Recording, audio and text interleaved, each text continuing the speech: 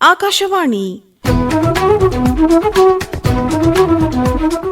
ಕಾರ್ಯಕ್ರಮ ಆರೋಗ್ಯ ಸಂಚಿಕೆ. ಆತ್ಮೀಯ ಕೇಳುಗರೆ ನಮಸ್ಕಾರ.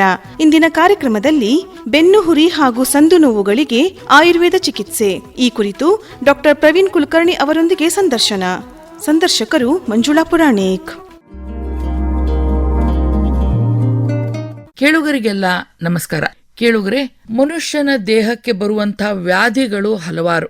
ನಾವು ಸಾಮಾನ್ಯವಾಗಿ ತಡ್ಕೊಳ್ಳುವಂತ ವ್ಯಾಧಿಗಳಿದ್ವು ಅಂತಂದ್ರೆ ವೈದ್ಯರ ಹತ್ರಕ್ಕ ಹೋಗುದಿಲ್ಲ. ಇರ್ಲಿ ಬಿಡು, ಇವತ್ ಕಡಿಮೆ ಆಗ್ತದ, ನಾಳೆ ಕಡಿಮೆ ಆಗ್ತದ ಅಂತ ನೆಗ್ಲೆಕ್ಟ್ ಮಾಡ್ಕೊಂಡ ಬಂದ್ಬಿಡ್ತೀವಿ. ಆದ್ರೆ ಕೆಲವು ವ್ಯಾಧಿಗಳು ಹೆಂಗಿರ್ತಾವ ಅಂತಂದ್ರ ಗೊತ್ತಿಲ್ಲದೆ ನಮ್ಮ ಜೀವ ಹೈರಾಣ ಮಾಡ್ಬಿಟ್ಟಿರ್ತಾವ. ಆವಾಗ ನಾವು ಅಲೋಪತಿಗೆ ಹೋಗುದೋ, ಆಯುರ್ವೇದಕ್ಕೆ ಹೋಗುದೋ, ಹೋಮಿಯೋಪತಿಗೆ ಹೋಗುದೋ ಅನ್ನೋ ದ್ವಂದ್ವದೊಳಗ ಕೂಡ ಸಿಕ್ಕಾಕೊಳ್ತೀವಿ. ನಮ್ಮ ಭಾರತೀಯ ಪುರಾತನ ವೈದ್ಯ ಪದ್ಧತಿ ಅಂದ್ರೆ ಆಯುರ್ವೇದ ಪದ್ಧತಿ. ಇದು ಒಂದು ಸಲ ನೀವು ಟ್ರೀಟ್ಮೆಂಟ್ ತಗೊಂಡ್ರಿ ಅಂತಂದ್ರೆ ಇದಕ್ಕೆ ಶಾಶ್ವತ ಪರಿಹಾರವನ್ನ ಕಂಡುಕೊಳ್ಳಿಕ್ಕೆ ಸಾಧ್ಯ ಅದ ಅನ್ನೋ ಸಿದ್ಧಾಂತ ನಾವೆಲ್ಲ ತಿಳ್ಕೊಂಡಿದ್ದೀವಿ. ನಮ್ಮ ಇವತ್ತಿನ ಆರೋಗ್ಯ ಸಂಚಿಕೆ ಕಾರ್ಯಕ್ರಮದೊಳಗೆ ಬೆನ್ನು ಹುರಿ ಮತ್ತು ದೇಹದ ಇತರ ಸಂದುಗಳಿಗೆ ಬರುವಂತ ತೊಂದರೆಗಳು ಯಾವುವು, ಇವು ಯಾಕೆ ಬರ್ತಾವ, ಲಕ್ಷಣಗಳು ಏನು, ಮತ್ತೆ ಇದಕ್ಕೆ ಆಯುರ್ವೇದದಲ್ಲಿ ಏನು ಚಿಕಿತ್ಸಾ ಕ್ರಮ ಇದೆ. ಔಷಧೋಪಚಾರ ಆಗಬಹುದು ಅಥವಾ ಮೆಡಿಕಲ್ ಯೋಗ ಅಂತ ಹೇಳ್ತೀವಿ, ಅದಾಗಬಹುದು.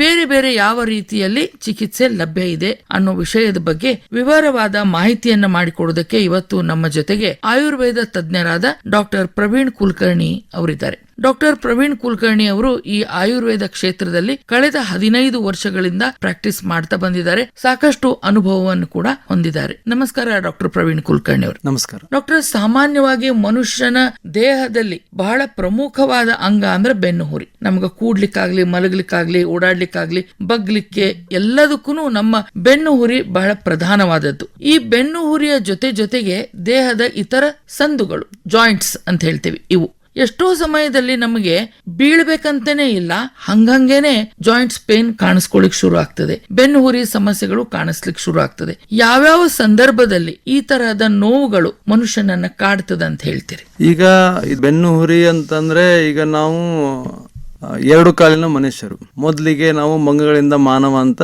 ಎಲ್ಲರಿಗೂ ಗೊತ್ತು. ಸೊ ಅದರಲ್ಲಿ ಈಗ ಮಂಗಗಳು ಹೇಗೆ ನಡೀತವೆ, 4 ಕಾಲಿಂದ ನಡೀತವೆ. ನಾವು ಮನುಷ್ಯರು ಡೆವಲಪ್ ಆಗ್ತಾ 2 ಕಾಲ ಮೇಲೆ ನಿಂತ್ಕೊಂಡು ನಾವು ನಡೀತಾ ಇದ್ವಿ. ಆ 2 ಕಾಲ ಮೇಲೆ ಯಾವಾಗ ನಾವು ನಿಂತ್ಕೊಳ್ತೇವೆ, ಆವಾಗ ಬೆನ್ನು ಹುರಿ ಏನಿದೆಯಲ್ಲ ಅದು ಮೂಲಭೂತ ಸಿದ್ಧಾಂತ ಆಗುತ್ತೆ ನಮ್ಮ ಪಾಶ್ಚರ್ ಮೇಂಟೈನ್ ಆಗ್ಲಿಕ್ಕೆ. ಅದರಲ್ಲಿ ಏನಾದ್ರೂ ಏರ್ಪೇರ ಆದ್ರೆ ನಿಮ್ಮ ಶರೀರದ ಯಾವ ಭಾಗಗಳು ಅದರಿಂದ ತೊಂದರೆ ಒಳಪಡಬಹುದು. ಈಗ ಬೆನ್ನು ಹುರಿಯ ತೊಂದರೆಗಳು ಯಾಕೆ ಆಗುತ್ತೆ, ಒಂದು ಈಗೆಲ್ಲ ನಿಮ್ಗೆ ಗೊತ್ತಿರೋ ಹಾಗೆ ಈಗಿನ ಲೈಫ್ ಸ್ಟೈಲು ಅದು ಒಂದು ಮೇನು. ಆಮೇಲೆ ಇದು ಬಿಟ್ಟು ಇಂಜುರೀಸ್, ಆಕ್ಸಿಡೆಂಟ್ಸು, ಅಥವಾ ಯಾವ್ದಾದ್ರು ಜರ್ಕ್ಸು, ಅಥವಾ ಯಾವ್ದಾದ್ರು ನೀವು ಮನೆಯಲ್ಲಿ ಕೆಲಸ ಮಾಡ್ತಿರ್ತೀರಾ, ಈಗ ಹಬ್ಬದಲ್ಲಿ ನೀವು ಓವರ್ ಎಕ್ಸೈಟ್ ಆಗಿ ಅದನ್ನು ಮಾಡಿದೆ ಇದನ್ನು ಮಾಡಿದೆ ಎಲ್ಲಾನು ಮಾಡುವಾಗ ಆ ಸ್ಪೈನ್ ನಲ್ಲಿ ಏನು ಮೂವ್ಮೆಂಟ್ಸ್ ಇರುತ್ತೆ ಅದಕ್ಕಿಂತ ಹೆಚ್ಚಿಗೆ ನೀವು ಒಂದು ಸಾರಿ 2ರಿಂದ 3 ಮೂವ್ಮೆಂಟ್ಸ್ ಮಾಡ್ಲಿಕ್ಕೆ ನೋಡ್ತೀರಾ. ಕೆಳಗಡೆ ಬಗ್ಗೋದು, ಸೈಡಿಗೆ ತಿರುಗೋದು, ಆ ತರ ಮಾಡುವಾಗ ಆ ಬೆನ್ನು ಹುರಿಯ ಮಾಂಸಖಂಡಗಳಲ್ಲಿ ಊತ ಉಳ್ಕೊಳ್ಳುತ್ತೆ. ಅದರಿಂದ ನಿಮ್ಮ ಮಾಂಸಖಂಡಗಳ ಊತದಿಂದ ಆ ಬೆನ್ನು ಹುರಿಯ ಅಸ್ಥಿಗಳು ಅಂತ ಇರುತ್ತೆ, ನಾವು 33 ಇದೆ ಬೆನ್ನು ಹುರಿಯಲ್ಲಿ. ಸೊ ಅದರಲ್ಲಿ ಬಿಗಿತ ಉಂಟಾಗಿ ಆ ಸಂಧಿಗಳು ಸೈಡಿಗೆ ಸರ್ಕೊಳ್ಳುತ್ತೆ. ಸೈಡಿಗೆ ಸರ್ಕೊಳ್ಳೋದಂದ್ರೆ ಅದರೊಂದು ಅಲೈನ್ಮೆಂಟ್ ಇದೆ ಸ್ಪೈನದ್ದು. ಸೊ ನಾರ್ಮಲ್ ಸ್ಟ್ರಕ್ಚರ್ ಪ್ರಕಾರ ಈ ಪ್ರಕಾರ ಇದು ಸ್ಪೈನ್ ಅಲೈನ್ಮೆಂಟ್ ಇರಬೇಕು ಕೆಳಭಾಗದವರೆಗೂ, ಕುತ್ತಿಗೆಯಿಂದ ಕೆಳಭಾಗವರೆಗೂ. ಆ ಇದರಲ್ಲಿ ಏನಾಗುತ್ತೆ, ನಾವು ಕೆಲಸ ಮಾಡುವಾಗ ವರ್ಕ್ ಮಾಡುವಾಗ, ಓವರ್ ಎಕ್ಸರ್ಷನ್, ಓವರ್ ವೇಟ್ ನಾವು ತಗೊಳ್ಳುವಾಗ, ಎತ್ತುವಾಗ, ಸೊ ಅದು 1 ಸರಿ ಆದ್ರೆ 2 ಸರಿ ಆದ್ರೆ ಓಕೆ, ಅದು ತಾನೇ ಗುಣಪಡಿಸಿಕೊಳ್ಳುತ್ತದೆ. ಆದ್ರೆ ಅದೇ ರಿಪೀಟ್ ಆದುವಾಗ ಅದರಲ್ಲಿ ಫ್ರಿಕ್ಷನ್ ಉಂಟಾಗಿ ಮಸಲ್ಸ್ ಅಲ್ಲಿ ಊತ ಉಳ್ಕೊಳ್ಳುತ್ತೆ. ಅದರಿಂದ ಅಸ್ಥಿ ಮೇಲೆ ಪ್ರಭಾವ ಬೀರಿ ಆ ತನ್ನ ಜಾಗವನ್ನು ಬಿಟ್ಟು ಬೇರೆ ಜಾಗಕ್ಕೆ ಸರಿದುಕೊಳ್ಳುತ್ತೆ. ಸೊ ಆವಾಗ ನಮಗೆ ಈ ಬೆನ್ನು ಹುರಿಯ ತೊಂದರೆಗಳು ಕಾಣಿಸ್ಕೊಳ್ತವೆ. ಅಂದ್ರೆ ಡಿಸ್ಕ್ ಪ್ರೊಲ್ಯಾಪ್ಸ್ ಅಂತೀವಿ. ಡಿಸ್ಕ್ ಪ್ರೊಲ್ಯಾಪ್ಸ್ ಇದು ಲಾಸ್ಟ್ ಸ್ಟೇಜ್ ಇದು. ಸೊ ಇದಕ್ಕಿಂತ ಮೊದಲಿಗೆ ಬೆನ್ನು ಹುರಿಯ ನಡುವೆ ಡಿಸ್ಕ್ ಅಂತ ಬರುತ್ತೆ, ಅಂದ್ರೆ ಗಾದಿ ಅಂತ ಬರುತ್ತೆ. ನಿಮಗೆ ಗೊತ್ತಿರ್ಬೋದು, ಎಲ್ಲ ಹೇಳ್ತಾರೆ ಡಿಸ್ಕ್ ಪ್ರೊಲ್ಯಾಪ್ಸ್ ಆಗಿದೆ, ಡಿಸ್ಕ್ ಸರಿದಿದೆ, ಬಲ್ಜ್ ಆಗಿದೆ, ಗಾದಿ ಸರ್ಕೊಂಡಿದೆ ಅಂತೆಲ್ಲ ಹೇಳ್ತಾರೆ. ಇದೆಲ್ಲ ಸ್ಟಾರ್ಟಿಂಗ್ ಆಗಲ್ಲ. First stage it is not the first stage, it is last stage. So ಅದರಲ್ಲಿ ಗ್ರೇಡ್ಸ್ ಬರುತ್ತೆ, 1, 2, 3, 4 ಅಂತ ಗ್ರೇಡ್ಸ್ ಬರುತ್ತೆ. ಸೊ ಆವಾಗ ಫಸ್ಟ್ ಸ್ಟೇಜ್ ಅಲ್ಲಿ ನಾವು ನೆಗ್ಲೆಕ್ಟ್ ಮಾಡ್ತೇವೆ. So we are neglecting that. ಆವಾಗ ಏನಾಗುತ್ತೆ, ಅದು ನೆಕ್ಸ್ಟ್ ಸ್ಟೇಜ್ಗೆ ಹೋಗುತ್ತೆ. ಆ ಗಾದಿ ಸರಿತಂದ್ರೆ ಏನಾಗುತ್ತೆ, ನಮಗೆ ಇಲ್ಲಿ ಸರಿದಿರುತ್ತೆ ಬೆನ್ನುಹುರಿಯಲ್ಲಿ, ಬಟ್ ಸ್ಪೈನ್ ಇಂದ ನರಗಳು ಏನು ಹೋಗುತ್ತೆ, ಆ ನರಗಳು ಎಲ್ಲೆಲ್ಲಿ ಸಪ್ಲೈ ಆಗುತ್ತೆ ಅಲ್ಲಿ ನಮ್ಗೆ ನೋವು ಕಾಣಬಹುದು. ಇದರೆಲ್ಲ ಎಲ್ಲರೂ ಗೊತ್ತಿರುವ ಹಾಗೆ ಬೆಸ್ಟ್ ಎಕ್ಸಾಂಪಲ್ ಅಂದ್ರೆ ಸಿಯಾಟಿಕಾ. ಅದರಲ್ಲಿ ನಮ್ಮ ಆಯುರ್ವೇದದಲ್ಲೂ ಅದು ಇದೆ. ಅದರಲ್ಲಿ ವಿಶ್ವಾಚಿ ಅಂತ ಹೇಳ್ತಾರೆ, ಗೃದ್ರಸಿ ಅಂತ ಹೇಳ್ತಾರೆ. ಗೃದ್ರಸಿ ಅಂದ್ರೆ ಹೇಗೆ, ಈಗ ಗೃದ್ರಸಿ ಅಂದ್ರೆ ಹದ್ದು ಹೇಗೆ ಹಾರುತ್ತೆ, ಒಂದ್ ಕಡೆ ಸೈಡ್ಗೆ ಮಾಡುವಾಗ ಅದೇ ತರ ಹಾರುತ್ತೆ. ಸೊ ಗೃದ್ರಸಿ ಇದ್ದವರು, ಸಿಯಾಟಿಕಾ ಇದ್ದವರು ಸಹಿತ ಆ ಸ್ಟ್ರೇಟ್ ಆಗಿ ನಡೆಯುವುದಿಲ್ಲ, ಒಂದ್ ಕಾಲು ಸೊಟ್ಟ ಮಾಡಿ ನಡೀತಾರೆ. ಸೊ ಈ ಪ್ರಕಾರ ಇದ್ದಾಗ ಆ ನರ್ವ್ಸ್ ಮೇಲೆ ಆ ಡಿಸ್ಕ್ ಏನಿದೆ ಪ್ರೆಷರ್ ಬರುತ್ತೆ. ಪ್ರೆಷರ್ ಬಂದಾಗ ಆ ನರ್ವ್ ಇರಿಟೇಷನ್ ಆಗುತ್ತೆ. ಸೊ ಇರಿಟೇಷನ್ ಆದಾಗ ನಮಗೆ ಪೇನ್ ಕಂಡುಕೊಳ್ಳುತ್ತೆ. ನೀವು ಮಲ್ಕೊಂಡಾಗ ಏನಿರಲ್ಲ, ಯಾಕಂತಂದ್ರೆ ಸ್ಪೈನು ಒಂದೇ ಅಲೈನ್ಮೆಂಟ್ ಅಲ್ಲಿ ಇರುತ್ತೆ. ಯಾವಾಗ ನೀವು ಮೂವ್ಮೆಂಟ್ಸ್ ಮಾಡ್ತೀರಿ ಅದ್ರ ಮೇಲೆ ಪ್ರೆಷರ್ ಬರುತ್ತೆ. ಸೊ ಆವಾಗ ಈ ಎಲ್ಲ ತೊಂದರೆಗಳು ಕಾಣಿಕೊಳ್ಳುತ್ತೆ. ಇದರ ಜೊತೆ ಬೇರೆ ಜಾಯಿಂಟ್ಸ್ ಬಗ್ಗೆ ಹೇಳ್ಬೇಕಂತಂದ್ರೆ ನಿಮ್ಗೆಲ್ಲ ಗೊತ್ತಿರೋ ಹಾಗೆ ಮ್ಯಾಕ್ಸಿಮಮ್ ಆಗಿ ಬೇರೆ ಜಾಯಿಂಟ್ಸ್ ಒಂದು ಇನ್ಫೆಕ್ಷನ್, ಆರ್ಥರೈಟಿಸ್ ಅಂತ ಹೇಳ್ತೇವೆ, ಅದರಿಂದ ಬರ್ಬೋದು. ಇಲ್ಲ ಅಂದ್ರೆ ಓವರ್ ಯೂಸ್ ಮಾಡಿಂದ ಬರ್ಬೋದು. ಇದಕ್ಕೆ ಕಾರಣ ಮೇನ್ ಅಂತಂದ್ರೆ ನಾವು ಯೋಗಾಸನ, ವ್ಯಾಯಾಮ ದಿನನಿತ್ಯದಲ್ಲಿ ಅಳವಡಿಸಿಕೊಳ್ಳಿಲ್ಲ ಅಂದ್ರೆ ನಮ್ಗೆ ಈ ಎಲ್ಲ ತೊಂದರೆಗಳು ಬರ್ತದೆ. ಯಾಕಂದ್ರೆ ಮನುಷ್ಯ ಅಂದ ಮೇಲೆ ಕೆಲಸ ಮಾಡ್ಲೇಬೇಕು, ಕೆಲಸ ಮಾಡ್ಲಿಲ್ಲ ಅಂದ್ರೆ ನಡೆಯಲ್ಲ. ಸೊ ಅದ್ರ ಜೊತೆ ನಾವು ಪ್ರಿಕಾಷನ್ ಅಂತ ಇಟ್ಕೊಂಡ್ಬಿಟ್ಟು ನಮ್ಮ ಆಯುರ್ವೇದದಲ್ಲಿ ದಿನಚರ್ಯ, ಋತುಚರ್ಯ ಅಂತೆಲ್ಲ ಹೇಳಿದ್ದಾರೆ. ಸೊ ಅದನ್ನ ನಾವು ಅಳವಡಿಸ್ಕೊಂಡ್ರೆ ಇದು ನಮ್ಗೆ 4th ಸ್ಟೇಜ್ ನಲ್ಲಿ ಹೋಗುವ ತನಕ ನಾವು ತೊಂದರೆಗೆ ಒಳಗಾದಾಗೆ ನೋಡ್ಕೋಬಹುದು. ಅಂದ್ರೆ ಈಗ ಸಾಮಾನ್ಯವಾಗಿ ಈ ಬೆನ್ನು ಹುರಿಗೆ ಬರುವಂತ ತೊಂದರೆ ಯಾವ್ಯಾವುದು ಅಂತಂತೀರಿ? ಬೆನ್ನುವರಿಗೆ ತೊಂದರೆ ಅಂತಂದ್ರೆ ನಾ ಹೀಗೆ ಹೇಳಿದೆ ನಿಮ್ಗೆ, ಸಿಯಾಟಿಕಾ, ಡಿಸ್ಕ್ ಹರ್ನಿಯೇಷನ್, ಸ್ಪಾಂಡಿಲೈಸಿಸ್, ಸ್ಪಾಂಡಿಲೋಲಿಸ್ಥಿಸಿಸ್ ಅಂದ್ರೆ ಡಿಸ್ಕ್ ಇರುತ್ತೆ, ಸ್ವಲ್ಪ ಸರಿಯುತ್ತೆ, ಅದು ಒಂದು. ಆಮೇಲೆ ಸ್ಪೈನ್ ಬೋನ್ಸ್ ಇರುತ್ತೆ, ಬೋನ್ ತನ್ನ ಜಾಗ ಬಿಟ್ಟು ಬೇರೆ ಕಡೆ ಬರುತ್ತೆ, ಅದೊಂದಾಗುತ್ತೆ. ಇದರ ನೆಕ್ಸ್ಟ್ ಸ್ಟೇಜ್ ಅಂತಂದ್ರೆ ನರ್ವ್ಸ್ ಮೇಲೆ ಪ್ರೆಷರ್ ಬೀಳುತ್ತೆ, ಅಂದ್ರೆ ಇಂಪಿಂಜ್ಮೆಂಟ್ ಅಂತಾರೆ. ಸೊ ನರ್ವ್ ಮೇಲೆ ಪ್ರೆಷರ್ ಬಿದ್ದ ಮೇಲೆ ಅದರಿಂದ ನೋವುಗಳು ಉದ್ಭವ ಆಗುತ್ತದೆ. ಆಮೇಲೆ ಲಂಬಾರ್ ಲಾರ್ಡೋಸಿಸ್ ಅಂತೆ. ಹೀಗೆ ನೆಕ್ಸ್ಟ್ ಸ್ಟೇಜ್ ಅಲ್ಲಿ ಹೋದಾಗ ಆ ಬೆನ್ನು ಸೊಟ್ಟಾಗುತ್ತೆ, ಅಂದ್ರೆ ಅದ್ರದ್ದು ಸ್ಟ್ರೇಟ್ ಇರ್ಬೇಕಲ್ಲ, ಅದಕ್ಕೆ ಲಾರ್ಡೋಸಿಸ್ ಅಂತ ಹೇಳ್ತಾರೆ.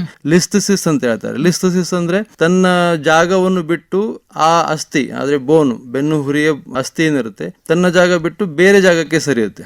ಸೊ ಆವಾಗನು ಈ ತೊಂದರೆಗಳು ಕಾಣಿಸ್ಕೊಳ್ತದೆ. ಅಂದ್ರೆ ಇದೆಲ್ಲ ತೊಂದರೆ ಕಾಣಿಸ್ಬೇಕು ಅಂತಂದಾಗ ನಮ್ಮ ಜೀವನ ಶೈಲಿ, ನಾವು ಮಾಡುವ ಕೆಲಸದ ರೀತಿ, ಒಂಥರ ರೆಸ್ಟ್ಲೆಸ್ ಆಗಿ ಮಾಡ್ತಾ ಇರುವಂತ ಕೆಲಸ, ಇವೇ ಕಾರಣ ಅಂತೀರಿ? ಇದರ ಜೊತೆಗೆ ಬಿದ್ದಿರುವಂತ ಪೆಟ್ಟಾಗಬಹುದು, ಅದು ಆಗ್ತದೆ. ಈಗ ತಮ್ಮ ಆಯುರ್ವೇದದಲ್ಲಿ ಈ ತರದ ನೋವುಗಳು ಇದ್ದಾಗ ಇದನ್ನ ಡಯಾಗ್ನೋಸ್ ಹೇಗ್ ಮಾಡ್ತೀರಿ, ಯಾವುದಕ್ಕಾಗಿದೆ ಅಂತ? ಸೊ ಈಗ ಮಾಡರ್ನ್ ಪ್ರಕಾರ ಹೇಳ್ಬೇಕಂದ್ರೆ they will go for X-rays, MRI ಆ ತರ ಅವರು ಹೋಗ್ತಾರೆ. ನಮ್ಮ ಇದರಲ್ಲಿ ದೋಷಗಳು ಪ್ರಕಾರ ನಾವು ಟ್ರೀಟ್ಮೆಂಟ್ ಮಾಡ್ತೇವೆ. ಸೊ ದೋಷಗಳಲ್ಲಿ ನಮ್ಮ ಆಯುರ್ವೇದದಲ್ಲಿ 3 ದೋಷ ಹೇಳಿದ್ದಾರೆ, ವಾತ, ಪಿತ್ತ, ಕಫ ಅಂತ ಹೇಳಿದ್ದಾರೆ. ಈ ಎಲ್ಲ ಬೆನ್ನು ಹುರಿಯ ಸಮಸ್ಯೆ, ಆಮೇಲೆ ಸಂಧಿಗಳ ಸಮಸ್ಯೆ, ಇದೆಲ್ಲವೂ ವಾತದಿಂದ ಆಗ್ತೇವೆ ಅಂತ ನಮ್ಮ ಆಯುರ್ವೇದದಲ್ಲಿ ಹೇಳಿದ್ದಾರೆ. ವಾತ ಅಂತಂದ್ರೆ ಮೂವ್ಮೆಂಟ್, ಚಲನವಲನ, ಅದೆಲ್ಲ ಕಂಟ್ರೋಲ್ ಮಾಡೋದು ವಾತನೇ. ಸೊ ಈ ವಾತದ ಜೊತೆ ಯಾವಾಗ ನಮ್ಮ ಆಹಾರ ವಿಹಾರದಲ್ಲಿ ಏರುಪೇರು ಆದಾಗ ಪಿತ್ತ ಮತ್ತು ಕಫ ಇದರಲ್ಲಿ ಏರುಪೇರಾಗುತ್ತೆ. ಸೊ ಅದ್ರ ಜೊತೆಗೆ ಈ ವಾತ ಕಂಬೈಂಡ್ ಆಗಿಬಿಟ್ಟು ನಮಗೆ ವ್ಯಾಧಿ ಕಾಣಿಸ್ಕೊಳ್ತದೆ. ಈಗ ಸ್ಪೈನ್ ಇದರಲ್ಲಿ ವ್ಯಾಧಿಯಲ್ಲಿ ಅಥವಾ ಜಾಯಿಂಟ್ ಅಲ್ಲಿ ನಿಮಗೆ ಬರೀ ನೋವಾಗೋಲ್ಲ, ಅಲ್ಲಿ ಕೆಂಪಾಗಿರುತ್ತೆ, ಅಲ್ಲಿ ಬಾವು ಬಂದಿರುತ್ತೆ, ಒಬ್ಬೊಬ್ಬರಿಗೆ ಏನು ಇರಲ್ಲ, ಸುಮ್ನೆ ನೋವು ಇರುತ್ತೆ, ಒಬ್ಬೊಬ್ಬರಿಗೆ ಹೊಡಿತಾ ಇರುತ್ತೆ, ಒಬ್ಬೊಬ್ಬರಿಗೆ ಟಿಂಗ್ಲಿಂಗ್ ಸೆನ್ಸೇಷನ್ ಅಂತ ಹೇಳ್ತೀವಿ, ಆ ತರ ಆಗುತ್ತೆ. ಇದೆಲ್ಲ ಅಂತಂದ್ರೆ ಬೇರೆ ದೋಷಗಳು ಅದರ ಜೊತೆ ಕೂಡಿಕೊಂಡು ಈ ನಮ್ಗೆ ವ್ಯಾಧಿಯನ್ನ ಕೊಡ್ತದೆ. ಇದಕ್ಕೆ ಆಯುರ್ವೇದದಲ್ಲಿ ಏನ್ ಹೇಳಿದ್ದಾರೆ, ಹಳೆ ಕಾಲದಲ್ಲಿ ಇವೆಲ್ಲ ವ್ಯಾಧಿಗಳು ಇರ್ತಿದ್ದಿಲ್ಲ, ಈಗನೇ ಲೈಫ್ ಸ್ಟೈಲ್ ಚೇಂಜ್ ಆಗಿದೆ, ಈಗನೇ ಈ ಉದ್ಭವ ಆಗಿದೆ, ಆ ತರ ಏನೂ ಇಲ್ಲ. ಯಾಕಂದ್ರೆ ನಮ್ಮ ಆಯುರ್ವೇದದಲ್ಲಿ ಆಗಿನ ಕಾಲದಲ್ಲೂ ಸಹಿತ ಈಗಿನ ವ್ಯಾಧಿಗಳನ್ನ ಆಲ್ರೆಡಿ ಹೇಳಿದ್ದಾರೆ. ಸೊ ಉದಾಹರಣೆವಾಗಿ ನಾ ಹೇಳ್ತೇನೆ, ಈಗ ವಾತರಕ್ತ ಅಂತ ಹೇಳಿದ್ದಾರೆ, ಸಂಧಿವಾತ ಅಂತ ಹೇಳಿದ್ದಾರೆ, ಕಟಿಶೂಲ ಅಂತ ಹೇಳಿದ್ದಾರೆ, ತ್ರಿಕಸಂಧಿ ಶೂಲ ಅಂತ ಹೇಳಿದ್ದಾರೆ, ಗೃದ್ರಸಿ ಅಂತ ಹೇಳಿದ್ದಾರೆ, ವಿಶ್ವಾಚಿ ಅಂತ ಹೇಳಿದ್ದಾರೆ. ಇದೆಲ್ಲವೂ ಆವಾಗನೂ ಇತ್ತು. ಯಾಕಂದ್ರೆ ಆವಾಗೆಲ್ಲ ಈಗಿನ ನಾವು ಅಂತ ಇದ್ದೇವೆ, ಈಗ ನಮ್ಗೆ ಜಾಸ್ತಿ ಕೆಲಸ ಇದೆ ಅಂತ, ಆವಾಗೆಲ್ಲ ಅವರೆಲ್ಲ ಹೋರಾಟ ಮಾಡ್ತಾ ಇದ್ರು. ಇದರಾಗಿತ್ತನು 3-4 ಪಟ್ಟು ಅವರು ಜಾಸ್ತಿ ಇತ್ತು. ಆವಾಗನು ಅದೇ ಇತ್ತು. ಆದರೆ ಅವರು ಅದನ್ನ ಪ್ರಿಕಾಷನ್ ಅಲ್ಲಿ ತಗೋತಾ ಇದ್ರು. ಅಂದ್ರೆ ಈಗ ದಿನಚರದಲ್ಲಿ ನಮ್ಗೇನ್ ಹೇಳಿದ್ದಾರೆ, ಬ್ರಾಹ್ಮಿ ಮುಹೂರ್ತದಲ್ಲಿ ಹೇಳ್ಬೇಕು ಅಂತ ಹೇಳಿದ್ದಾರೆ. ಆದ್ರೆ ಯಾರು ಬ್ರಾಹ್ಮಿ ಮುಹೂರ್ತದಲ್ಲಿ ಹೇಳುವುದಿಲ್ಲ, 3:30 4:30 ಅಥವಾ 5:30 ಹೇಳ್ಬೇಕು. ಇದು ಸ್ಟಾರ್ಟಿಂಗ್ ಪಾಯಿಂಟ್ ನಮ್ದು ದಿನಚರ್ಯದ್ದು. ಇದು ಆದ್ಮೇಲೆ ಮಲ ವಿಸರ್ಜನೆ ಮಾಡ್ಬೇಕು ಅಂತ ಹೇಳಿದ್ದಾರೆ. ಯಾರ್ದು ಆಗುವುದಿಲ್ಲ. ಇದು 2ನೇ ಪಾಯಿಂಟ್. ಸೊ ಮಲ ವಿಸರ್ಜನೆ ಮಾಡ್ಬೇಕಂದ್ರೆ ಅದು ಯಾವ್ದ್ರ ಮೇಲೆ ಡಿಪೆಂಡು? ನಮ್ಮ ಆಯುರ್ವೇದದಲ್ಲಿ ಹೇಳಿದ್ದಾರೆ, ನೀವು ಮಲ ವಿಸರ್ಜನೆ ಮಾಡ್ಬೇಕಂದ್ರೆ ನೀವು ಹಿಂದಿನ ದಿವಸದಲ್ಲಿ ಏನೇನು ಊಟ ಮಾಡಿದಿರಾ, ನನಗೆ ಯಾಕೆ ಇವತ್ತು ಹೀಗೆ ಮಲ ವಿಸರ್ಜನೆ ಆಯ್ತು ವಿಚಾರ ಮಾಡಿ ಆ ದಿವಸದ ನೀವು ಡಯಟ್ ಆ ವಿಚಾರದಲ್ಲಿ ಇಟ್ಟುಕೊಂಡು ನೀವು ಇವತ್ತಿನ ಆಹಾರವನ್ನ ಸೇವನೆ ಮಾಡ್ಬೇಕಂತ ಹೇಳಿದ್ದಾರೆ. ನಾವು ಹಾಗೆ ಮಾಡೋದಿಲ್ಲ. ಅದಾದ್ಮೇಲೆ ತೈಲ ಅಭ್ಯಂಗ ಅಂತ ಹೇಳಿದ್ದಾರೆ. ಕಂಪಲ್ಸರಿ ನೀವು ಪೂರ ಶರೀರಕ್ಕೆ ಎಣ್ಣೆಯನ್ನು, ಯಾವುದಾದ್ರೂ ಎಣ್ಣೆಯಲ್ಲಿ ನಮ್ಮಲ್ಲಿ ಹೇಳಿದ್ದಾರೆ ಎಳ್ಳೆಣ್ಣೆ ಶ್ರೇಷ್ಠ ಅಂತ, ಅದನ್ನ ಹಚ್ಚಿಕೊಳ್ಬೇಕು. ಆವಾಗ ಅವರು ಅದನ್ನ ಹೇಳಿದ್ದಾರೆ, ಆಯ್ತು ನಿಮ್ಗೆ ಪೂರ ದೇಹದಲ್ಲಿ ಎಣ್ಣೆ ಹಚ್ಚಿಕೊಳ್ಳಕ್ಕೆ ಆಗಿಲ್ಲ ಅಂತಂದ್ರು ವಾತಗಳ ಸ್ಥಾನ ಇದೆ, ಕೈ, ಕಾಲು, ಕಿವಿ, ತಲೆ, ಇಷ್ಟಕ್ಕಾದ್ರೂ ನೀವು ಎಣ್ಣೆ ಹಚ್ಚಿಕೊಳ್ಳಲೇಬೇಕು. ಇಲ್ಲ ಅಂತಂದ್ರೆ ನಿಮಗೆ ವಾತವ್ಯಾಧಿಗಳು, ಇತರ ಸಂಧಿ ವ್ಯಾಧಿಗಳು ಬರ್ತವೆ ಅಂತ ಹೇಳಿದ್ದಾರೆ. ಇದಾದ್ಮೇಲೆ ದಂತಧಾವನ ಹೇಳಿದ್ದಾರೆ, ಸ್ನಾನ ಹೇಳಿದ್ದಾರೆ. ಇದಾದ ಮೇಲೆ ನಿಮ್ದು ಆಹಾರ ಪದ್ಧತಿ ಹೇಳಿದ್ದಾರೆ. ಅಂದ್ರೆ ನೀವು ಸೇವಿಸುವ ಆಹಾರ ಯಾವ ತರ ಇರಬೇಕು, ನಿಮ್ಮ ಪ್ರಕೃತಿಗೆ ತಕ್ಕಂತೆ ನೀವು ಆಹಾರವನ್ನು ಸೇವಿಸಬೇಕು. ಆಯ್ತು, ಅದರಲ್ಲಿ ಟೈಮ್ ಹೇಳಿದ್ದಾರೆ. ನೀವು 8 ಗಂಟೆ ಮೇಲ್ಗಡೆ ಪಿತ್ತ ದೋಷದ ಪ್ರಾಮುಖ್ಯತೆ ಬರುತ್ತೆ ನಮ್ಮ ದೇಹದಲ್ಲಿ, ಅಂದ್ರೆ ಡೈಜೆಸ್ಟಿವ್ ಪವರ್ ಆವಾಗ ಜಾಸ್ತಿ ಇರುತ್ತೆ. ಸೊ 8ರಿಂದ 2 ಗಂಟೆವರೆಗೆ ನೀವು ಯಥೇಷ್ಟವಾಗಿ ನಿಮಗೆ ಏನು ಬೇಕು ಅದನ್ನ ನೀವು ಸೇವಿಸಬಹುದು. ಆಮೇಲೆ 6 ಗಂಟೆ ಆದ ಮೇಲೆ ನೀವು ಯಾವ ತರಹದ ಆಹಾರವನ್ನು ಸೇವಿಸಬಾರದು. ಇದರಿಂದ ಏನಾಗುತ್ತೆ, ನಿಮ್ಮ ಶರೀರದಲ್ಲಿ ಬಯೋಲಾಜಿಕಲಿ ಅಂದ್ರೆ ನಿಮ್ದು ಡೈಜೆಸ್ಟಿವ್ ಸಿಸ್ಟಮ್ ಅಲ್ಲಿ ಚೇಂಜಸ್ ಆಗಿ ನಿಮ್ಮ ವ್ಯಾಧಿ ಒಳಗೆ ಅದು ಇಫೆಕ್ಟ್ ಕೊಡ್ತಾ ಹೋಗುತ್ತೆ. ಯಾವುದೋ ನಿಮ್ದು ಕೆಲಸದಲ್ಲಿ ಏನೋ ಒಂದು ಡಿಫಾರ್ಮಿಟಿ ಆಗಿರುತ್ತೆ, ಅದರ ಜೊತೆ ಈ ಆಹಾರದಲ್ಲಿ ವ್ಯತ್ಯಾಸವಾಗಿದ್ದರಿಂದ ಸೊ ಎರಡೂ ಕೂಡಿ ನಿಮಗೆ ಈ ತರಹದ ವ್ಯಾಧಿಗಳು ಬರುವ ಚಾನ್ಸಸ್ ಜಾಸ್ತಿ ಇರ್ತದೆ ಅಂತ. ಈಗ ಈ ತರಹದ ವ್ಯಾಧಿಗಳು ನಮಗ್ ಬಂದಾಗ ಆಯುರ್ವೇದದಲ್ಲಿ ಏನು ಚಿಕಿತ್ಸೆ ಇದೆ? ಅಂದ್ರೆ ಔಷಧೋಪಚಾರ ಇದೆಯಾ ಅಥವಾ ಈ ಎಕ್ಸರ್ಸೈಸ್ ಮೂಲಕ ಕಡಿಮೆ ಮಾಡ್ಕೊಳ್ಬೇಕಂತ ಹೇಳ್ತೀರಾ, ಹೇಗೆ? ಈಗ ಆಯುರ್ವೇದ ದೃಷ್ಟಿಕೋನದಲ್ಲಿ ನೋಡಿದ್ರೆ ಔಷಧೋಪಚಾರ ಇದೆ, ಅದರ ಜೊತೆ ಪಂಚಕರ್ಮ ಅಂತ ಹೇಳ್ತೇವೆ. ಪಂಚಕರ್ಮ ಅಂದ್ರೆ 5 ವಿಧವಾದ ಕರ್ಮಗಳು ಬರುತ್ತೆ. ವಾತವ್ಯಾಧಿ ಅಥವಾ ಈ ಸಂಧಿಗಳ ರೋಗಗಳಿಗೆ ನಾವು ಪಂಚಕರ್ಮದಲ್ಲಿ ಬಸ್ತಿ ಚಿಕಿತ್ಸೆ ಅಂತ ಮಾಡ್ತೇವೆ. ಬಸ್ತಿ ಚಿಕಿತ್ಸೆ ಅಂದ್ರೆ ಎನಿಮಾ, ಶೌಚ ಮಾರ್ಗದಿಂದ ನಾವು ಒಂದು ವಿಶಿಷ್ಟ ಪ್ರಕಾರದ ಎಣ್ಣೆ ಅಥವಾ ಹಾಲು ಅಥವಾ ಕಷಾಯ ಅದನ್ನು ನಾವು ಎಣ್ಣೆ ಮಾರ್ಗದಿಂದ ಪೈಪ್ ದಿಂದ ಒಳಗಡೆ ಪುಷ್ ಮಾಡ್ತೇವೆ. ಇದು 7 ದಿವಸ, 14 ದಿವಸ, 21 ದಿವಸ, ಈ ತರ ನಾವು ಸೆಟ್ಟಿಂಗ್ಸ್ ಇರುತ್ತೆ. ಇದು 2 ಆಯ್ತು. ಇದಾದ್ಮೇಲೆ ಇದಷ್ಟಕ್ಕೆ ಮುಗಿಯಲ್ಲ. ಯಾಕಂದ್ರೆ ನಮ್ಮ ದಿನಚರ್ಯದಲ್ಲಿ ಯೋಗಾಸನನ್ನು ಹೇಳಿದ್ದಾರೆ ಆಯುರ್ವೇದದಲ್ಲಿ. ಸೊ ಯೋಗವನ್ನು ನೀವು ಕಂಪಲ್ಸರಿ ನೀವು ಮಾಡಲೇಬೇಕು. ಇಲ್ಲ ನಾವು ಡೈಲಿ ಮಾಡ್ತಾ ಇಲ್ಲ, ಈಗ ವ್ಯಾಧಿ ಬಂದಿದೆ, ಈಗ ಏನ್ ಮಾಡ್ಬೇಕು, ಅದಕ್ಕೂ ಹೇಳಿದ್ದಾರೆ. ಈ ವಿಶಿಷ್ಟ ವ್ಯಾಧಿಗಳಿಗೆ ಈ ಯೋಗಾಸನಗಳು ಅಂತ ಇದೆ. ಸೊ ಅದನ್ನೇ ನಾವು ಮೆಡಿಕಲ್ ಯೋಗ ಅಂತ ಹೇಳಿದ್ದೇವೆ. ಚಿಕಿತ್ಸೆಯಾಗಿ ಯೋಗ. ಚಿಕಿತ್ಸೆಯಾಗಿ ಯೋಗ. ಈಗ ನಾರ್ಮಲ್ ಆಗಿ ಸೂರ್ಯ ನಮಸ್ಕಾರ ಅಥವಾ ತಾಡಾಸನ ಆಯ್ತು, ಉತ್ಥಾನ ಪಾದ ಕೋಣಾಸನ ಆಯ್ತು, ಅದೆಲ್ಲ ಮಾಡ್ತೀರಾ. ಬಟ್ ನಿಮಗೆ ಅಷ್ಟು ಮಾಡ್ಲಿಕ್ಕೆ ಆಗಲ್ಲ. ಸೊ ನನಗೆ ಏನ್ ವ್ಯಾಧಿ ಇದೆ ಅದಷ್ಟೇ ಮಾಡಿದ್ರೆ ಅದನ್ನು ಸಹ ನಾವು ಚಿಕಿತ್ಸೆಯಲ್ಲಿ ಅಳವಡಿಸಿಕೊಳ್ಬೇಕು. ಇದರ ಜೊತೆ ಈಗ ಆಯುರ್ವೇದ ಆಯ್ತು, ಈಗ ಹಳೆ ಕಾಲದಲ್ಲಿ ಇದೆ, ಅದನ್ನ ಬಿಟ್ಬಿಟ್ಟು ಈಗ ಅಪ್ಡೇಟ್ ಒಂದ್ ಸ್ವಲ್ಪ ಟ್ರೀಟ್ಮೆಂಟ್ ಬಂದಿದೆ. Without any medication, without any pain killers, without any steroids. ಅದೊಂದೇ ಅಲ್ಲ, ಅದನ್ನ ಬಿಟ್ಟು ಈಗ ಮ್ಯಾನಿಪುಲೇಟಿವ್ ಟ್ರೀಟ್ಮೆಂಟ್ಸ್ ಅಂತ ಬಂದಿದೆ. ಸೊ ಮ್ಯಾನಿಪುಲೇಟಿವ್ ಟ್ರೀಟ್ಮೆಂಟ್ ಅಂತಂದ್ರೆ ಈಗ ನಿಮ್ಗೆ ಗೊತ್ತಿರ್ಬೇಕು, ನೀವು ಎಲ್ಲ ವಿಡಿಯೋಸ್ ದಲ್ಲಿ ಎಲ್ಲ ನೋಡ್ತಿರ್ಬೇಕು, ಕೈರೋ ಪ್ರಾಕ್ಟೀಸ್ ಅಂತ ಬರುತ್ತೆ. ಈಗ ಇದಕ್ಕೆ ಬೆಸ್ಟ್ ಎಕ್ಸಾಂಪಲ್ ಅಂದ್ರೆ ನಮ್ಮ ಹಳ್ಳಿಯಲ್ಲಿ ಹಡ ವೈದ್ಯರು ಅಂತ ಇದ್ರು. ಈಗ ಹಳ್ಳಿಯಲ್ಲಿ ಸ್ವಲ್ಪ ಬಿದ್ದ, ಸ್ವಲ್ಪ ಅವನ ಕಡೆ ಹೋಗಿ ತಿಕ್ಕಿಸ್ಕೊಂಬಾರು, ಒಂದ್ ಸ್ವಲ್ಪ ಸರಿತು, ಗೌಟಿ ವೈದ್ಯರು ಅಂತ ಹೇಳ್ತೇವೆ. ಸೊ ಅವನ ಕಡೆ ಹೋಗಿ ಸ್ವಲ್ಪ ಸರಿದಿದೆ, ಹೋಗಿ ಅವನ ಕಡೆ ತಿಕ್ಕಿಸ್ಕೊಂಬ, 2-3 ದಿವಸ ನಿನಗೆ ಆರಾಮಾಗುತ್ತೆ. ಸೊ ಅದೇ ಪದ್ಧತಿಯನ್ನ ಹೊರ ದೇಶದವರು ಬಹಳಷ್ಟಾಗಿ ಡೆವಲಪ್ ಮಾಡಿದ್ದಾರೆ. ಸೊ ಆ ಡೆವಲಪ್ ಮಾಡಿದ್ರಿಂದ ಅದರಲ್ಲಿ ತುಂಬಾ ವಿಶಿಷ್ಟ ಪದ್ಧತಿಯ ಮ್ಯಾನಿಪುಲೇಷನ್, ಅವ್ರೇನ್ ಸರಿದ ಕೂಡ ಕೂಡಿಸ್ತಾರ, ಕರೆಕ್ಟ್ ಆಗ್ತದ ಅವ್ರಿಗೆ ಎಲ್ಲ ಮಾಡ್ಸ್ಕೊಂಬ ಅಂತ, ಅದನ್ನೇ ಸೈಂಟಿಫಿಕ್ ಆಗಿ ಅವರು ಒಂದಿಷ್ಟು ಕೋರ್ಸಸ್ ಮಾಡಿದ್ದಾರೆ. ಮ್ಯಾನಿಪುಲೇಟಿವ್ ಟ್ರೀಟ್ಮೆಂಟ್ ಅಂತ, ಫೇಶಿಯಲ್ ಡಿಸ್ಟೋರ್ಷನ್ ಮೆಥಡ್ಸ್ ಅಂತ. ಸೊ ಅದನ್ನ ನೀವು ಮಾಡಿಸ್ಕೊಳ್ಬಹುದು. ಯಾಕಂದ್ರೆ ಈಗ ಮೆಟ್ರೋ ಸಿಟೀಸ್ ದಲ್ಲಿ ಎಲ್ಲ ಅದು ಸೌಲಭ್ಯ ಇದೆ. ಸೊ ಅದನ್ನೇ ನಾನು ಇಲ್ಲಿ ನಮ್ಮ ಕ್ಲಿನಿಕ್ ನಲ್ಲೂ ಅಳವಡಿಸಿಕೊಂಡು ಅದನ್ನು ಮಾಡ್ತೇನೆ. ಅದನ್ನು ನೀವು ಸೌಲಭ್ಯವನ್ನ ತಕ್ಕೊಳ್ಬಹುದು. ಈಗ ಇದರಲ್ಲಿ ಇನ್ನೂ ಒಂದು ಪರಿಸ್ಥಿತಿ ಇದೆ. ಈಗ ನಿಮ್ಗೆ ಇಲ್ಲ ಡಾಕ್ಟರೇ ನನಗೆ ಬಹಳ ಪೇನ್ ಆಗ್ತಾ ಇದೆ, ನಿಮ್ದು ಎಲ್ಲ ಆಯುರ್ವೇದ ಬಹಳ ಸ್ಲೋ, ಇದೆಲ್ಲ ಮೆಡಿಕಲ್ ಯೋಗ ಮಾಡಿದ್ರೆ 1 ವಾರ ಹಿಡಿಯುತ್ತೆ, ಈಗ ನನಗೆ ನೋವು ಕಡಿಮೆ ಆಗ್ಬೇಕು, ಈಗ ಏನ್ ಮಾಡ್ತೀರಾ? ಸೊ ಅದಕ್ಕೂ ಆಯುರ್ವೇದದಲ್ಲಿ ಪರಿಹಾರ ಇದೆ. ಅದಕ್ಕೆ ಅಗ್ನಿಕರ್ಮ ಮತ್ತು ವಿದ್ಯಕರ್ಮ ಅಂತ ಎರಡು ವಿಶಿಷ್ಟ ಪ್ರಕಾರದ ಚಿಕಿತ್ಸೆಗಳಿವೆ. ಇದ್ರ ಸಲುವಾಗಿನೇ ಅಂತ ಇದೆ. ಯಾಕೆಂದ್ರೆ ಆವಾಗನು ಅದೇ ಪ್ರಾಬ್ಲಮ್ ಬರ್ತಿದ್ದು ನಮ್ಮ ವೈದ್ಯರಿಗೆ, ನಮ್ಮ ಋಷಿಮುನಿಯೊಳಗೆ. ಇಲ್ಲಪ್ಪ ಇವನಿಗೆ ಇಷ್ಟು ನೋವಾಗ್ತಾ ಇದೆ, ಇದನ್ನ ಕಡಿಮೆ ಮಾಡ್ಲಿಕ್ಕೆ ಏನ್ ಮಾಡ್ಬೇಕು? ಸೊ ಆವಾಗ ಮರ್ಮಗಳು ಅಂತ ಇದ್ದು, ನಮ್ಮ ಶರೀರದಲ್ಲಿ ಮರ್ಮಗಳು ಅಂತ ಇದೆ. 108 ಮರ್ಮ ಇದೆ. ಸೊ ಆ ಮರ್ಮದಂತಂದ್ರೆ ವಿಶಿಷ್ಟ ಪ್ರಕಾರದ ಒಂದು ಸರ್ಕ್ಯುಲೇಷನ್ ಪ್ರಕಾರ ನಿಮ್ಮ ಮರ್ಮಗಳು ಕೆಲಸ ಮಾಡ್ತವೆ. ಅವಾಗ ವಿಶಿಷ್ಟ ಪದ್ಧತಿಯ ಬಿಂದುಗಳು ಇರುತ್ತೆ ಶರೀರದ ಮೇಲೆ. ಆ ಬಿಂದುಗಳ ಮೇಲೆ ನಾವು ಒಂದು ಸಣ್ಣ ಸೂಜಿಯಿಂದ ಪ್ರಿಕ್ ಮಾಡ್ತೇವೆ. ಸೊ ಅದರಿಂದ ನಿಮ್ಮ ನೋವು 60 to 70% ಕಡಿಮೆ ಆಗುತ್ತೆ ಒಂದು ನಿಮಿಷದಲ್ಲಿ. ಸೊ ಇದಕ್ಕೆ ಅಂತಾರೆ ನಾವು ವಿದ್ಯಕರ್ಮ ಅಂತ ಹೇಳ್ತೇವೆ. ಸೊ ಈಗ ಅಗ್ನಿಕರ್ಮ ಅಂತಂದ್ರೆ ಬರಿ ಕೊಡೋದು ಅಂತ. ಈಗ ನಾವು ಆಡು ಭಾಷೆಯಲ್ಲಿ ಹೇಳ್ಬೇಕಂದ್ರೆ ಬರಿ ಕೊಡೋದು ಅಂತ. ಈಗ ನೀವು ಕೇಳಿರ್ಬೋದು, ಯಾರಿಗೋ ಕಾಮಿಣಿ ಆಗಿದೆ, ಅಲ್ಲಿ ಹೋಗಪ್ಪ, ಅವರು ಅಲ್ಲಿ ಬರಿ ಕೊಡ್ತಾರೆ, ಬರಿ ಮಾಡ್ಸ್ಕೊಂಬ 3 ದಿವಸದಲ್ಲಿ ಆರಾಮಾಗುತ್ತೆ ಅಂತ. ಇದೆಲ್ಲ ಆಯುರ್ವೇದದಲ್ಲಿ ಇದೆ. ಸೊ ಈ ಮಾಂಸಖಂಡಗಳು, ಈ ಸಿರಾ, ಜಾಯಿಂಟ್ಸ್, ಈ ಎಲ್ಲಾ ರೋಗಗಳಿಗೆ ಅಗ್ನಿಕರ್ಮ it is gives 80 to 90% relief. ಇದನ್ನ ನೀವು ಮೊದಲಿಗೆ ಮಾಡಿಸ್ಕೊಂಡು ಈ ಎಲ್ಲ ಟ್ರೀಟ್ಮೆಂಟ್ ಮಾಡ್ಕೊಂಡ್ರೆ ನೀವು ಯಥೇಷ್ಟವಾಗಿ ನೀವು ಯಾವ ತೊಂದರೆ ಇಲ್ಲದೆ ನಿಮ್ಮ ಕೆಲಸ ಕಾರ್ಯಗಳನ್ನು ಮಾಡಬಹುದು. ಇದು ಎಲ್ಲ ಆಯುರ್ವೇದದಲ್ಲಿ ಉಪಲಬ್ಧ ಇದೆ. ಈಗ ಡಾಕ್ಟರ್ ಪ್ರವೀಣ್ ಕುಲಕರ್ಣಿ ಅವರೇ, ಈ ಎಲ್ಲ ಚಿಕಿತ್ಸೆಗಳನ್ನ ನಾವು ಹೇಳಿದ್ರಿ, ಅಂದ್ರೆ later on developments in Ayurveda treatment. ಈಗ ಅದರಲ್ಲಿ ಈ ಮೆಡಿಕಲ್ ಯೋಗ, ಚಿಕಿತ್ಸೆಯಾಗಿ ಯೋಗ, ಇದನ್ನು ಕೂಡ ನಾವು ಕೇಳಿದೀವಿ. ಬಟ್ ಈ ಮ್ಯಾನಿಪ್ಯುಲೇಷನ್ ಮೆಥಡ್ ನಿಂದ ನೀವೇನು ಅಲೈನ್ಮೆಂಟ್ ತರ ಮಾಡ್ತೀರಿ, ಅದು ನೋವು ರಹಿತ ಆಗಿರ್ತದ ಹೇಗೆ? ಇದು ನೋವು ರಹಿತನ ಆಗಿರುತ್ತೆ. ಯಾಕಂದ್ರೆ ಇದರಲ್ಲಿ ಸೆಟ್ಟಿಂಗ್ಸ್ ಬರುತ್ತೆ. ಇವು ನೀವು ಬಂದಿದ್ದೀರಾ, ಈಗ ನಿಮ್ಮ ಸೊಂಟ ಒಂದು ಕಡೆ ಸರಿದಿದೆ, ನೀವು ಸರಿಯಾಗಿ ನಡೀತಾ ಇಲ್ಲ, ನಾವೆಲ್ಲ ಎಕ್ಸ್ರೇ ಎಲ್ಲ ತೆಗೆದುಬಿಟ್ಟು ಏನೇನು ಪ್ರಾಬ್ಲಮ್ ಇದೆ ಸಾರ್ಟ್ ಔಟ್ ಮಾಡಿ ನಿಮ್ಮ ಒಂದು ಟ್ರೀಟ್ಮೆಂಟ್ ಅನ್ನ ನಾವು ಸೆಟ್ ಮಾಡ್ತೇವೆ. ಸೊ ಅದು ನಿಮ್ಗೆ ತಿಂಗಳಲ್ಲಿ ಅಥವಾ ವಾರದಲ್ಲಿ 1 ರಿಂದ 2 ದಿವಸ ಅಷ್ಟೇ ನಾವು ಮ್ಯಾನಿಪ್ಯುಲೇಷನ್ ಮಾಡ್ತೀವಿ. ಉಳಿದ ದಿವಸದಲ್ಲಿ ಎಲ್ಲ ನೀವು ಮೆಡಿಕೇಶನ್, ಇದು ಮೆಡಿಕಲ್ ಯೋಗ ಮಾಡ್ತಾ ಇರಬೇಕು. ಇದು ಒಂದು 3-4 ತಿಂಗಳೊಳಗೆ ನಿಮ್ದು 4 ರಿಂದ 5 ಸೆಟ್ಟಿಂಗ್ಸ್ ಬರುತ್ತೆ. ಸೊ ಅದು ಮಾಡ್ಕೊಂಡ್ಬಿಟ್ರೆ ನಿಮ್ಗೆ ಯಾವ ತೊಂದರೆನೂ ಆಗೋದಿಲ್ಲ. ಅಂದ್ರೆ ಈ ಆಯುರ್ವೇದ ಚಿಕಿತ್ಸೆಯಿಂದ ಯಾವುದೇ ತರಹದ ದುಷ್ಪರಿಣಾಮ ಯಾವುದೂ ಇಲ್ಲ? ದುಷ್ಪರಿಣಾಮ ಇಲ್ಲವೇ ಇಲ್ಲ. ಅದು ಈಗ ಹೇಳ್ಬೋದು, ನೀವೀಗ ಯಾವುದೇ ಅತಿಯಾದ ದುಷ್ಪರಿಣಾಮ ಆಗೇ ಆಗುತ್ತೆ. ಪ್ರಾಪರ್ ಆಗಿ ಡಯಾಗ್ನೋಸ್ ಮಾಡಿ ಪ್ರಾಪರ್ ಆಗಿ ಮೆಡಿಕೇಶನ್ ಕೊಟ್ರೆ ಯಾವ ದುಷ್ಪರಿಣಾಮ ಇಲ್ಲದೆ ಈ ಎಲ್ಲ ವ್ಯಾಧಿಗಳಿಂದ ನಾವು ಮುಕ್ತರಾಗಬಹುದು.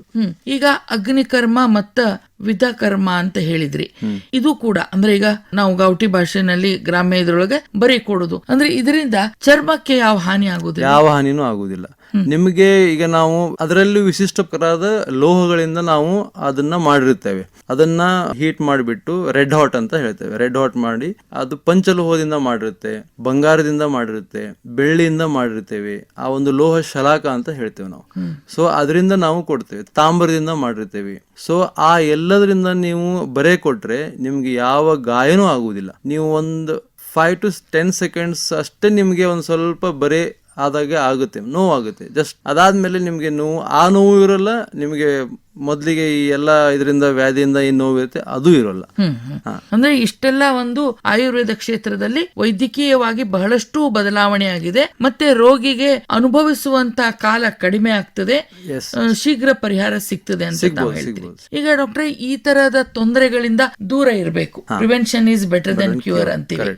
ಆ ತರದಲ್ಲಿ ಇರ್ಬೇಕಾದಾಗ ಆಯುರ್ವೇದ ಪದ್ಧತಿ ಪ್ರಕಾರ ನಮ್ಮ ಆಹಾರ ಸೇವನೆ ಆಗ್ಲಿ, ನಮ್ಮ ಜೀವನ ಶೈಲಿ ಆಗ್ಲಿ ಹೇಗಿರ್ಬೇಕಂತ ಹೇಳ್ತೀರಿ? ಈಗ ಆಯುರ್ವೇದದಲ್ಲಿ ಈಗ ನೀವು ಆಯುರ್ವೇದ ಗ್ರಂಥ ನೀವು ತಗೊಂಡ್ರೆ ಅದರಲ್ಲಿ ಸ್ಟಾರ್ಟಿಂಗ್ 1ನೇ ಅಧ್ಯಾಯ, 2ನೇ ಅಧ್ಯಾಯ, 3ನೇ ಅಧ್ಯಾಯ ಅಂತ ನಾವು ಹೇಳ್ತೇವೆ. ಯಾವ್ದಾವ್ದೊಂದು ಪುಸ್ತಕ ಋಷಿಮುನಿಯೊಳಗೆ ಏನು ಬರೀತಾರೆ. ಆವಾಗ ಅವರು ವ್ಯಾಧಿಗಳಿಂದ ಶುರು ಮಾಡಲಿಲ್ಲ. ಈಗ ನಿನಗೆ ಜ್ವರ ಬಂದಿದೆ, ಈ ಔಷಧ ಕೊಡಿ, ಈ ಜ್ವರದೆಲ್ಲ ಈ ಲಕ್ಷಣ ಬರುತ್ತೆ. ಅವರು ಮೊದಲಿಗೆ ಏನ್ ಹೇಳಿದ್ರು, ರಸಾಯನ ಚಿಕಿತ್ಸಾ ಅಂತ ಹೇಳಿದ್ರು.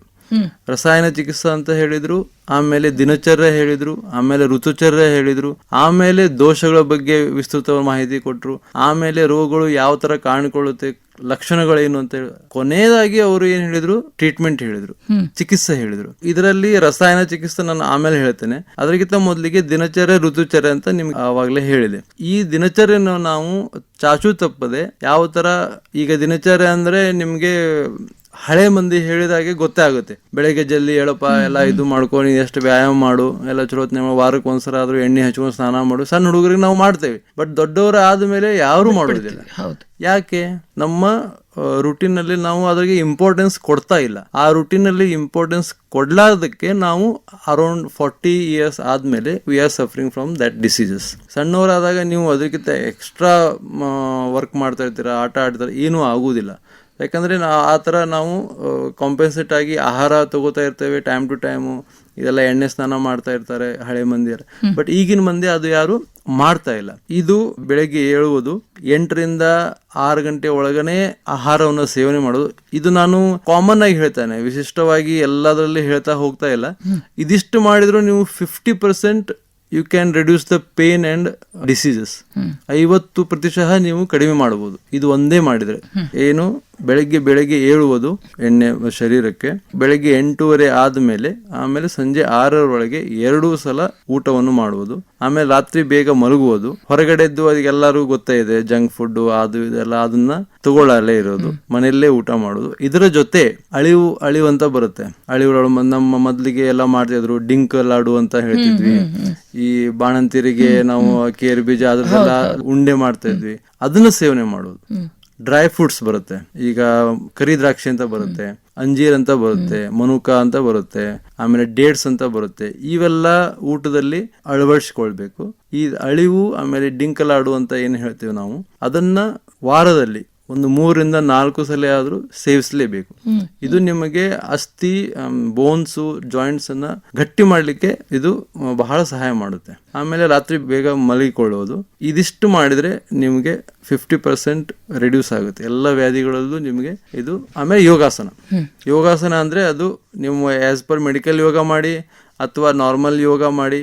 ಶರೀರಕ್ಕೆ ಯೋಗಾಸನ ಯಾಕೆ ಮಾಡಬೇಕು ಅಂದರೆ, ಈಗ ನಾವು ರುಟೀನಲ್ಲಿ ನಮ್ಮ ಶರೀರದಲ್ಲಿ ಸುಮಾರು ಮಾಂಸಖಂಡಗಳಿವೆ, ಸುಮಾರಷ್ಟು ಜಾಯಿಂಟ್ಸ್ ಇದೆ. ಆ ಎಲ್ಲ ಜಾಯಿಂಟ್ಸ್ ನಾವು ಯೂಸ್ ಮಾಡ್ತಾ ಇಲ್ಲ.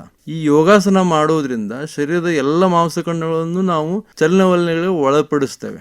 ಸೊ ಅದರಿಂದ ನಮ್ಮ ಶರೀರದಲ್ಲಿ ಬಯೋಲಾಜಿಕಲ್ ಆಕ್ಷನ್ ಅಂತ ಏನಿರುತ್ತೆ ಅದು ಚೇಂಜಸ್ ಆಗಿ ಈ ವ್ಯಾಧಿಗಳ ಕಡೆ ಹೋಗುವ ಒಂದು ಪ್ರಕೃತಿ ಏನಿರುತ್ತೆ ಲೈನ್ ಆ ಕಟ್ ಆಗುತ್ತೆ. ಸೊ ಆ ಕಟ್ ಆದ್ಮೇಲೆ ನಮ್ಗೆ ಇದು ವ್ಯಾಧಿ ಇವತ್ತಿಲ್ಲ ಅಂದ್ರೆ ನಮ್ಗೆ ಬಹಳ ದಿವಸ ಆದ್ಮೇಲೆ ಅಥವಾ ಓಲ್ಡ್ ಏಜ್ ಡಿಸೀಸ್ ಏನಿರುತ್ತೆ ಅದು ಬರ್ಬೋದು. ಬಟ್ ಯಂಗ್ ಏಜ್ ಅಲ್ಲಿ 30-40 ಅಲ್ಲಿ ನಮ್ಗೆ ಜಾಯಿಂಟ್ಸ್ ಪೇನ್ ಆರಾಮಾಗಿ ಇರ್ಬೋದು. ಅಂದ್ರೆ ಡಾಕ್ಟರ್, ಇಲ್ಲಿ ನಮ್ಮ ಹಿರಿಯರು ಏನು ಒಂದು ಪದ್ಧತಿಯನ್ನ ಅಳವಡಿಸಿಕೊಂಡಿದ್ರು, ಜೀವನ ಶೈಲಿ, ಊಟದ ವಿಧಾನ, ಒಂದು ಕಸರತ್ತಿನ ಕೆಲಸ, ದಿನನಿತ್ಯ ಅವ್ರದೊಂದು ರೂಟೀನ್ ಏನಿತ್ತು ಅದು ಕರೆಕ್ಟ್ ಆಗಿ ಇತ್ತು. ಇವತ್ತು ನಾವು ಅತಿಯಾದ ಒಂದು ಮಾಡರ್ನ್ ಇದಕ್ ಬಂದು ನಮ್ಮ ಜೀವನವನ್ನ ನಾವೇ ಹಾಳು ಮಾಡ್ಕೊಂಡಿದ್ದೀವಿ. ಹಂಗಾಗಿ ಮತ್ತೆ ಮೊದಲಿನ ಪದ್ಧತಿ ನಾವು ಅಳವಡಿಸಿಕೊಂಡಾಗ ಇಂಥ ತೊಂದರೆಗಳಿಂದ ದೂರ ಇರಬಹುದು ಅಂತ ತಾವ್ ಹೇಳ್ತೀರಿ. ಈಗ ಪೇಷಂಟ್ಸ್ ನೋಡ್ತಾ ಇದ್ದೇನೆ, ಈಗ ಎಷ್ಟೋ ಜನ ನನಗೆ ಈ ನೋವು ಕಡಿಮೆ ಆಗಲ್ಲ ಅಂತ ಹೇಳ್ಬಿಟ್ಟು ವಾರಕ್ಕೆ 1 ಅಥವಾ 2 ಇಂಜೆಕ್ಷನ್ ತಗೊಳ್ಳೋದು, ಪೇನ್ ಕಿಲ್ಲರ್ಸ್ ತಗೊಳ್ಳೋದು, ಹಾಗೆ ಜೀವನ ಕಳೀತಾ ಇದ್ದಾರೆ. 30-40% ಪೇಷಂಟ್ಸ್ ಇದೇ ರೀತಿ ಜೀವನ ಕಳೀತಾ ಇದ್ದಾರೆ. ನೋವು ಉಂಡು ಉಂಡು ಉಂಡು ಆಮೇಲೆ ಅದು ಅತಿರೇಕಕ್ಕೆ ಹೋಗುತ್ತೆ. ಸೊ ಅದು ಆಪರೇಷನ್ ಮಾಡ್ಬೇಕಂತ ಹೇಳ್ತಾರೆ. ಆಪರೇಷನ್ ಮಾಡ್ಲಿಕ್ಕೆ ಆಗೋಲ್ಲ, ಯಾಕಂದ್ರೆ ಅಬೋವ್ 50-60 ಡಯಾಬಿಟಿಸ್ ಇದು ಎಲ್ಲ. ಸೊ ಹಾಗೆ ಇದನ್ನ ಮೈ ಮೇಲೆ ತಗೊಂಡು ಎಷ್ಟೋ ಜನ ಬಳಲ್ತಾ ಇದ್ದಾರೆ, ಪ್ರಾಪರ್ ಆಗಿ ಟ್ರೀಟ್ಮೆಂಟ್ ಇಲ್ದೇನೆ. ಅಂದ್ರೆ ಇನ್ನು ಮುಂದೆ ನಮ್ಮ ಕೇಳುಗರು ಈ ತರಹದ ತೊಂದರೆ ಅನುಭವಿಸುವುದು ಬೇಡ.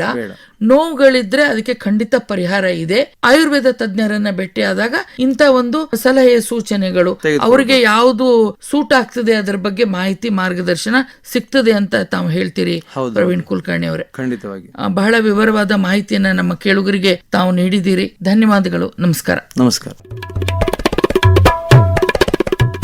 ಇದುವರೆಗೂ ಬೆನ್ನು ಹುರಿ ಹಾಗೂ ಸಂದು ನೋವುಗಳಿಗೆ ಆಯುರ್ವೇದ ಚಿಕಿತ್ಸೆ ಈ ಕುರಿತು ಡಾಕ್ಟರ್ ಪ್ರವೀಣ್ ಕುಲಕರ್ಣಿ ಅವರೊಂದಿಗೆ ಸಂದರ್ಶನ ಕೇಳಿದಿರಿ. ಆರೋಗ್ಯ ಸಂಚಿಕೆ ಕಾರ್ಯಕ್ರಮ ಕೇಳಿದಿರಿ.